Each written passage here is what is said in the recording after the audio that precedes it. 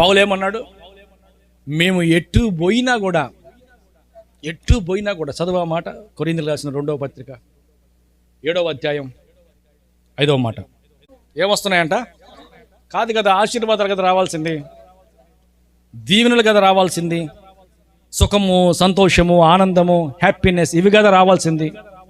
దేవుడు తోడై ఉంటే, గుర్తుపెట్టుకో, దేవుడు తోడై ఉంటే ఏమంటున్నాడు తెలుసా పౌలు? మేము ఎటు పోయినా సరే మాకు శ్రమయే కలిగేను. లోపల పోరాటాలే, వెలుపల పోరాటాలే. ఆమేన్, హల్లెలూయా. సంగమా, నువ్వు స్థిరపడిపోవాలి. నువ్వు అపోస్తల బోధ, అపోస్తల ఉపదేశం ఏమిటయ్యా అంటే ఇదే. ప్రభు చెప్పింది కూడా అదే. నీ సిలువను వెత్తుకొని నన్ను వెంబడించాల. సిలువ అంటేనే శ్రమ. శ్రమ లేకుండా, బాధ లేకుండా యేసు ప్రభు దగ్గరికి వస్తే ఏదో దొరకతాదని దయచేసి ఆశపడి మాత్రం రాబాకండి. మీ సిలువను ఎత్తుకొని మీరు వెంబడించే పని అయితేనే మందిరానికి రాండి.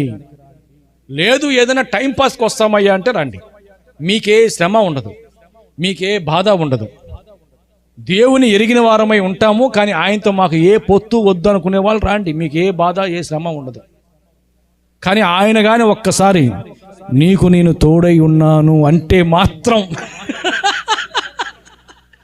నిన్ను విడవడు, నిన్ను ఎడబాయడు. నువ్వు వద్దన్నా సరే వదలడు ఇంకా. హల్లెలూయా. ఒక కుటుంబంలో 7 మంది ఉన్నారు. దావీదుకి మాత్రమే శ్రమ. అన్నదమ్ములకి ఏమైనా శ్రమ ఉందా? మీరు చెప్పాలా? దేవుడు తోడై ఉంటే ఏమై ఉంటుందో నువ్వు అర్థం చేసుకోవాలి ఈరోజు. ఆమేన్. యేసేపుకి ఆయన తోడై ఉన్నాడు. యేసేపుకి శ్రమ. అన్నదమ్ములు బాగున్నారా లేదా? బాగా అర్థం చేసుకో సంగమా.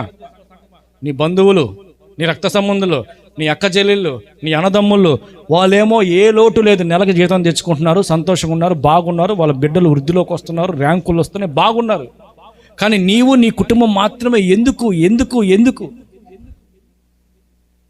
హల్లెలూయా. యాకోబు యాకోబు యాకోబు నిద్రపోతున్నప్పుడు దర్శనమిచ్చాడు.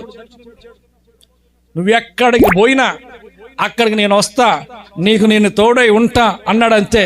20 సంవత్సరాలు ఆయన జీవితంలో వేస్ట్ అయిపోయింది.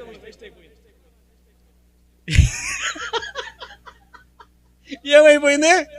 20 సంవత్సరాలు ఆయన జీవితంలో. యాకోబు తిరిగి వచ్చి వాళ్ళ అన్నకి కానుక పంపిస్తుంటే వాళ్ళ అన్న అంటాడు, ఇలాంటి నా కాడ చాలా ఉన్నాయి బ్రదర్ అంటే. ఈయనకి శ్రమలు లేవు, ఈయనకి కష్టాలు లేవు. యేసేపు మాత్రం బాగా వృద్ధిలోకి వచ్చేస్తున్నాడు. నేను నీకు తోడై ఉంటా అన్న యాకోబు మాత్రము ఎండనక, నేను వాననక, నేను కష్టపడినప్పుడు మామా నా జీతం నువ్వు తగ్గించావు. సాక్ష్యము అంత కష్టాలతో కూడిందే. ఆమేన్, హల్లెలూయా. ప్రభువే చెప్తున్నాడు. ఏమన్నా తెలుసా? ఏలియా మాట్లాడబాకు, నువ్వు పెద్ద హీరో అనుకుంటున్నావు. నీలాంటి వాళ్ళు ఇంకా నా కొరకు 7,000 మంది ప్రవక్తలు ఉన్నారు. ఎన్ని మంది ఉన్నారంట?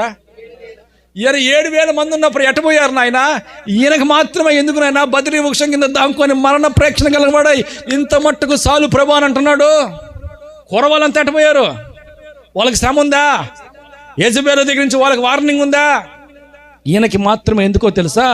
నేను నీకు తోడై ఉన్నాను కనుక. అర్థం చేసుకోవాలా సంగమా? అర్థం చేసుకోవాలి. మోషే 40 సంవత్సరాలు తన మావింటిలో శుద్ధంగా హ్యాపీగా ఉన్నాడు. ఏదో గొర్రెలున్నాయి, పశువులున్నాయి, వెళ్ళేవాడు, వచ్చేవాడు, మామ పిల్లనిచ్చాడు, శుద్ధంగా హ్యాపీగా ఉన్నాడు. ఎప్పుడైతే ఈయన దిగి వచ్చేసాడో, ఎప్పుడైతే దిగి వచ్చేసాడో ఆ నాటి నుండి 40 ఇయర్స్ శ్రమలే శ్రమలు.